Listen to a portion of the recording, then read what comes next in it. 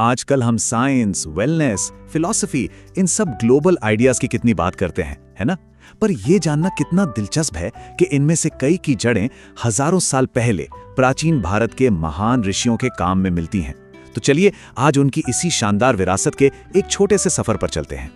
योग, surgery, atomic theory, ये सारे शब्द आज हमारी दुनिया का हिस्सा हैं, बिल्कुल आम। पर कभी सोचा है कि इनकी बुनियाद, इनकी शुरुआत कब और कैसे हुई? इसका जवाब हमें इतिहास में बहुत बहुत पीछे ले जाता है।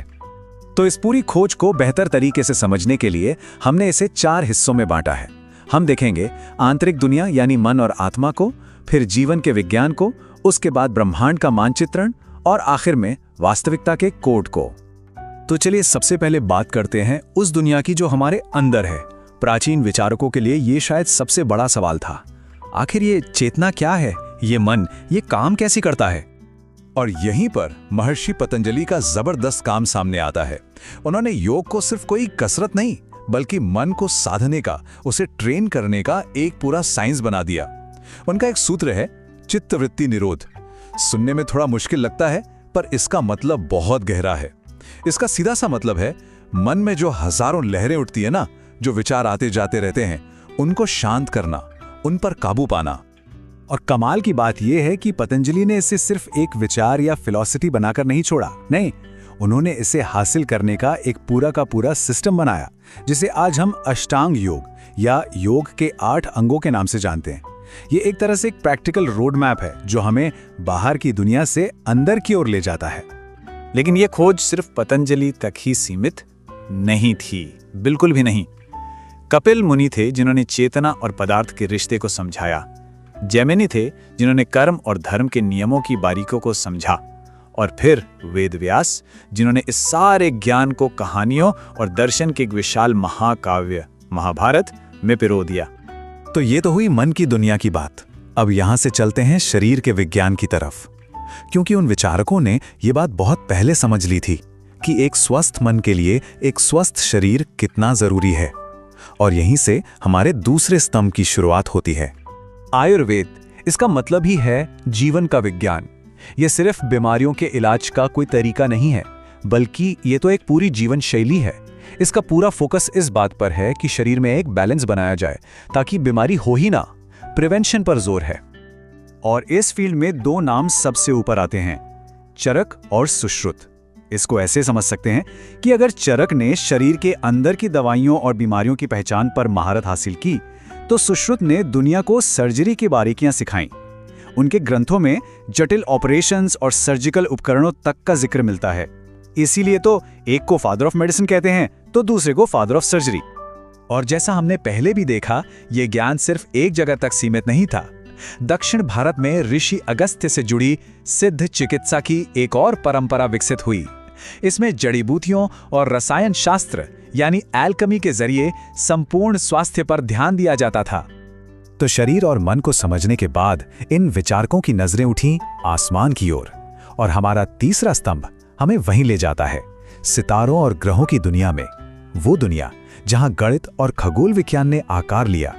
ये टाइमलाइन देखिए, ये दिखाती है कि कैसे ज्ञान एक पीढ़ी से दूसरी पीढ़ी तक आगे बढ़ा। लगभग की शुरुआती कैलेंडर कैलकुलेशन से लेकर आर्यभट्ट के ग्रहों की गति की सटीक गणना तक, और फिर सदियों बाद भास्कराचार्य के कैलकुलस तक, हर कोई पहले के ज्ञान की नींव पर कुछ नया, कुछ बेहतर बना रहा था।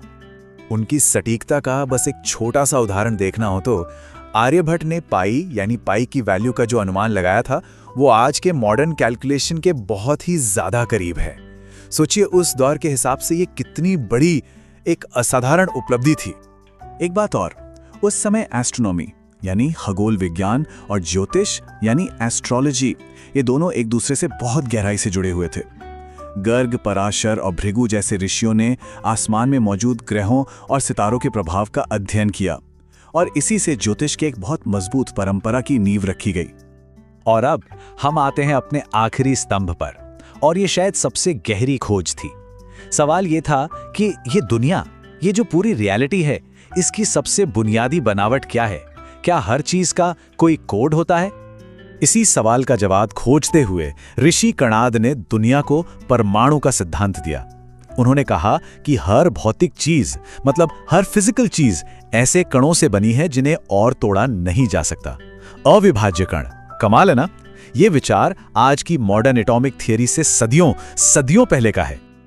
और यहां एक बहुत ही कमाल की बात देखने को मिलती है। देखिए, जैसे कणाद ने पदार्थ यानी मैटर का कोड खोजा, ठीक वैसे ही पाणिनि ने भाषा का कोड डिकोड किया। उन्होंने अपनी किताब अष्टाध्यायी में संस्कृत भाषा को लगभग 4000 नियमों में ऐसा बांधा कि वो दुनिया का पहला और सबसे परफेक्ट ग्रामर सिस्टम बन गया। और ये जो सिस्टम बनाने की सोच थी ना, ये सिर्फ फिलॉसफी तक ही सीमित नहीं थी। ऋषि भारद्वाज जैसे नाम भी मिलते हैं जिन्हें मशीनों और मैकेनिक्स यानी यंत्र विज्ञान की अवधारणाओं से जोड़ा जाता है। इससे पता चलता है कि ये खोज कितनी ज्यादा व्यापक थी। तो इन चारों स्तंभों को देखने के बाद एक बात बिल्कुल साफ हो जाती है, ये सब अलग अलग नहीं थे। ये सब एक दूसरे से गहराई से जुड़े हुए थे। आसमान के तारे जमीन के रीति रिवाजों को दिशा देते थे, दर्शन की बातें शरीर के इलाज का रास्ता दिखाती थी, और गणित तो इन सब की भाषा थी। तो कुल मिलाकर देखें तो इन ऋषियों ने हमें एक असाधारण विरासत दी है। मन को साधने के तरीकों से लेकर शरीर को स्वस्थ रखने के विज्ञान तक, ब्रह्मांड को समझने के गणित से लेकर वास्तविकता की बनावट को डिकोड करने की कोशिश तक। तो जाते जाते एक सवाल छोड़ जाते हैं, ज्ञान के इन प्राचीन स्तंभों में से आज की दुनिया के लिए सबसे ज्यादा जरूरी, सबसे ज्यादा प्रासंगिक कौन सा है? मन का विज्ञान, शरीर का विज्ञान, ब्रह्मांड का विज्ञान, या फिर वास्तविकता का कोड? इस पर सोचिएगा जरूर।